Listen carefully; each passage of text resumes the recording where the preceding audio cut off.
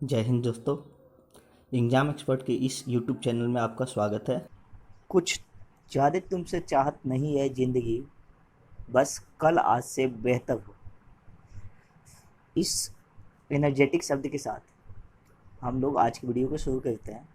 आज का वीडियो जो हमारा होगा वो कॉर्पोरेट अकाउंटिंग के कुछ महत्वपूर्ण क्वेश्चन के ऊपर होगा जो एमसीक्यू फॉर्मेट पे ही होंगे। पहला क्वेश्चन हमारा है, a company form by a special act of legislature of parliament is known as।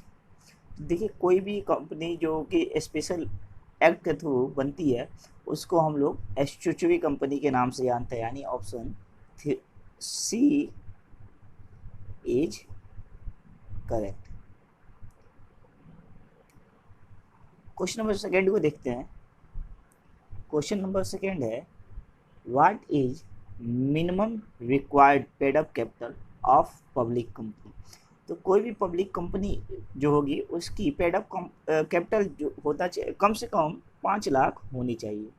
5 lakh से कम किसी भी कंपनी का पेड अप कैपिटल नहीं होनी चाहिए। What is minimum required paid up capital of public company. ये क्वेश्चन 2 बार हो गया। ये पब्लिक कंपनी नहीं, यहाँ पे प्राइवेट कंपनी होगा। ठीक है, पूछा है कि प्राइवेट कंपनी की कम से कम जो पेड अप कैपिटल होनी चाहिए वो कितनी होनी चाहिए। तो 1 लाख से कम किसी भी प्राइवेट कंपनी की पेड अप कैपिटल नहीं होना चाहिए, यानी इसका option A is correct. Fourth question, what is minimum number of member to form of private company. एक प्राइवेट कंपनी को बनाने के लिए कम से कम 2 मेंबर की ज़रूरत है। पब्लिक कंपनी के लिए कम से कम 7 और प्राइवेट कंपनी के लिए कम से कम 2। Question number 5, what is minimum number of member to form a public company. तो इसका आंसर अभी हम पिछले क्वेश्चन में बता चुके हैं। 7, कम से कम 7 लोगों की ज़रूरत है एक पब्लिक कंपनी को फॉर्म करने के लिए। तो option A is correct. Question number 6, a private company can not. तो कोई भी प्राइवेट कंपनी पब्लिक को अपने शेयर को सब्सक्राइब करने के लिए इनवाइट नहीं कर सकती। Option B. Question number 7, the amount of capital with which the company is intended to get registered is known as। कोई भी कंपनी अपने आर्टिकल ऑफ एसोसिएशन में लिखी होती है अपनी टोटल ऑथराइज कैपिटल। ठीक है, वही यहाँ पे बोला है कि कोई भी कंपनी जो जिस पैसे से अपने आप को रजिस्टर्ड करवाती है उसे किस नाम से जानते हैं, तो ऑथराइज कैपिटल के नाम से जानते हैं। जब कंपनी की रजिस्ट्रेशन होती है तब उसे अपने कैपिटल के बारे में बताना होता है, उस कैपिटल को हम लोग ऑथराइज कैपिटल कहते हैं। Question 8, which of the following statement is false. यहाँ पे कुछ स्टेटमेंट दिए हैं, उसमें से एक स्टेटमेंट गलत है, बाकी सारे स्टेटमेंट सही हैं। पढ़ते हैं हम एक एक स्टेटमेंट को। अ company is a legal entity quite distinct from its member. बोला है कि कंपनी का एंटिटी और उसके मेंबर का एंटिटी दोनों का सेपरेट होता है, तो ये सही है। अगला है, a company can buy its own share. ये भी सही है। A share holder is agent of the company. ये गलत है, यहाँ पे option C. Share holder agent नहीं होते हैं, वो ऑनर ऑफ द कंपनी कहलाते हैं। Question 9, which of the following are characteristic of company. Option A, liability of the member is limited up to face value of share held by them। सही है। B, it is voluntary association of person, ये भी सही है।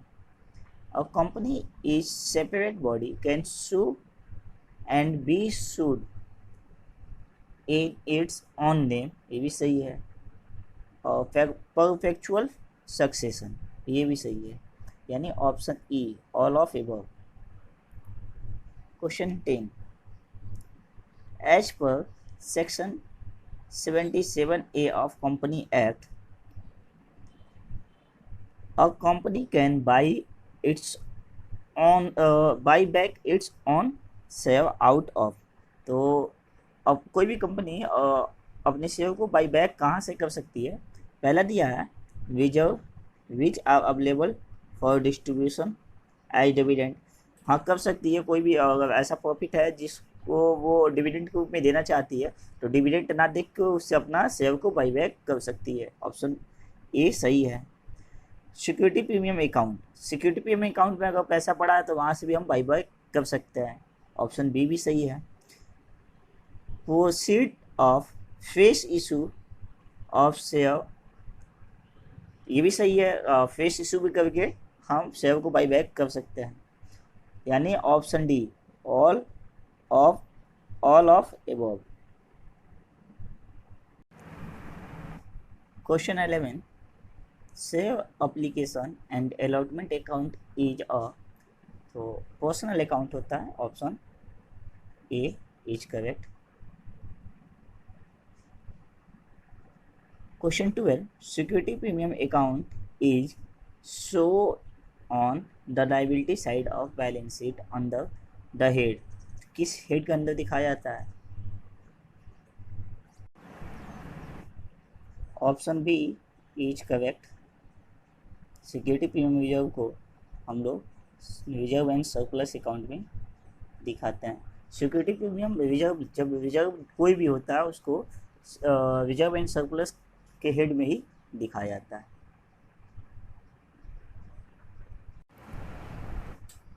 Question 30,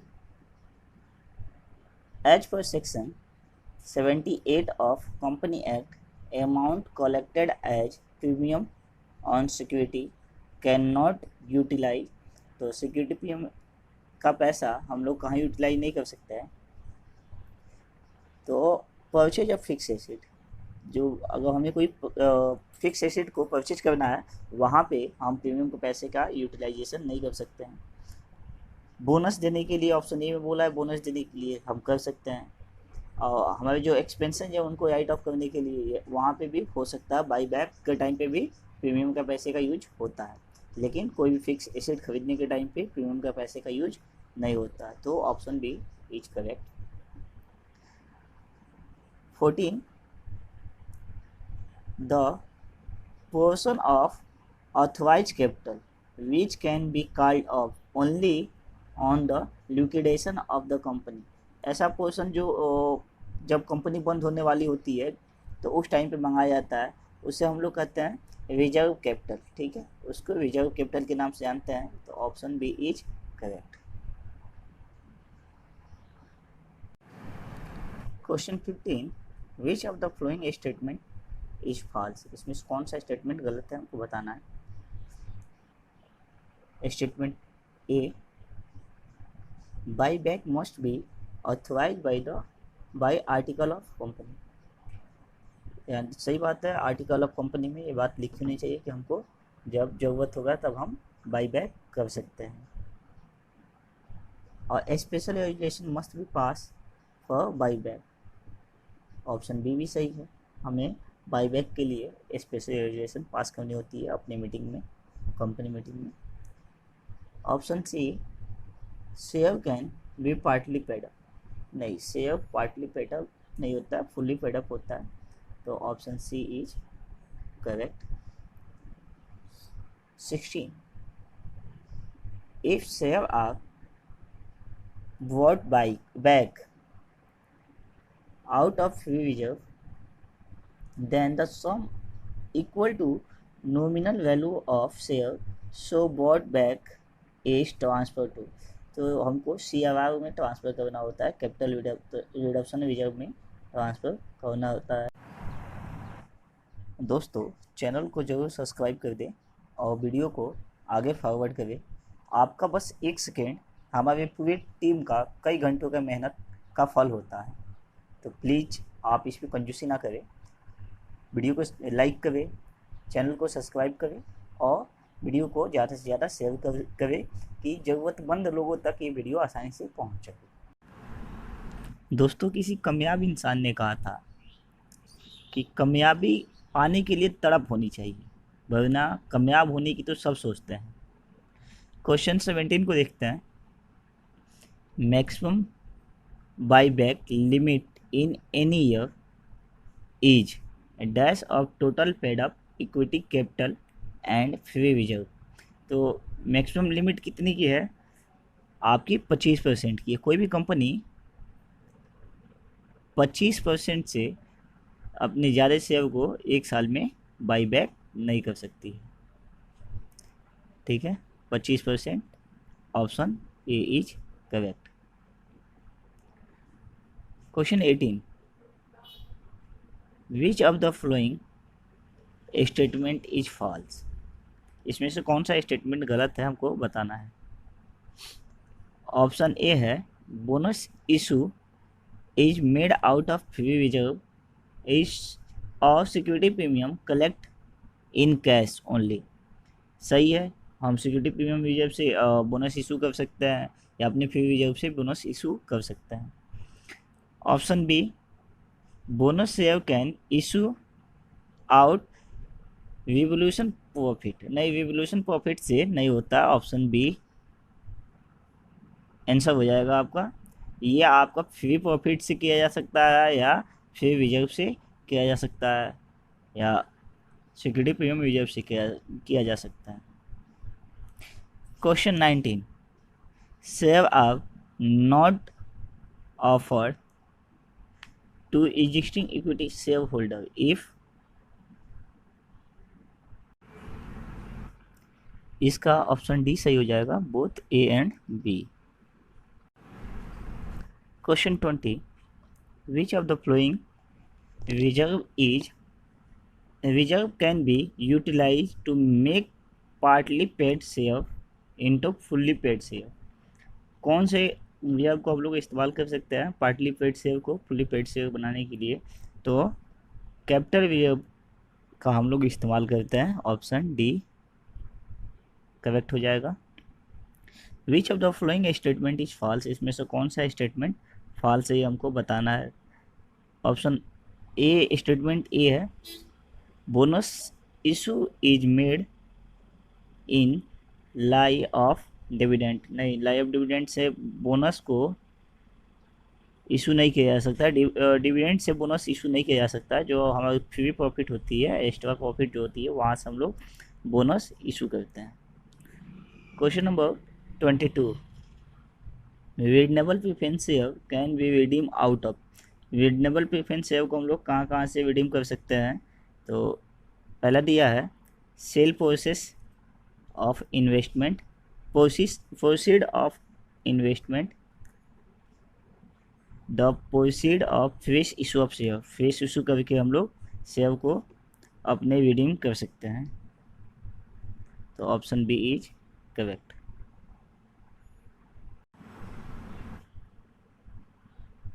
question 23, when redeemable preference share are due for redemption the entry pass. जब redemption के लिए हम लोग को रिडीम करना होता है अपना प्रेफरेंस शेयर को, तो हमें कौन सी एंट्री पास करनी होती है? तो हम एंट्री पास करते हैं, डेबिट करते हैं रिडनेबल प्रेफरेंस शेयर कैपिटल को और क्रेडिट करते हैं प्रेफरेंस शेयर होल्डर्स अकाउंट को। Option B correct. Question 24, which of the following can be utilise for the redemption of preference share of a company out of profit. यानी preference share को जब हम लोग को रिडीम करना होता है तो किसका हम लोग इस्तेमाल कर सकते हैं? तो यहाँ पे ऑप्शन डी जो दिया हुआ है आपका डिविडेंड यूटिलाइजेशन रिजर्व, इसका हम लोग इस्तेमाल कर सकते हैं अपने प्रेफरेंस शेयर को रिडीम करने के लिए। क्वेश्चन 25, आज का लास्ट क्वेश्चन हमारा होगा, इस वीडियो का last question, which of the following can not be utilise for reduction of preference share of a company. तो सिक्योरिटी प्रीमियम, रिजर्व और फेस इशू से हम लोग रिडीम नहीं करते हैं अपने प्रेफरेंस शेयर को। Option A is correct. दोस्तों पीडीएफ, क्वेश्चन का पीडीएफ आपको टेलीग्राम चैनल में मिल जाएगा। टेलीग्राम चैनल का लिंक आप डिस्क्रिप्शन में जाके निकाल सकते हैं, और वीडियो को आगे जरूर शेयर करें ताकि हर एक ज़रूरतमंद के पास ये वीडियो पहुंच सके और सबकी तैयारी अच्छे तरीके से हो सके।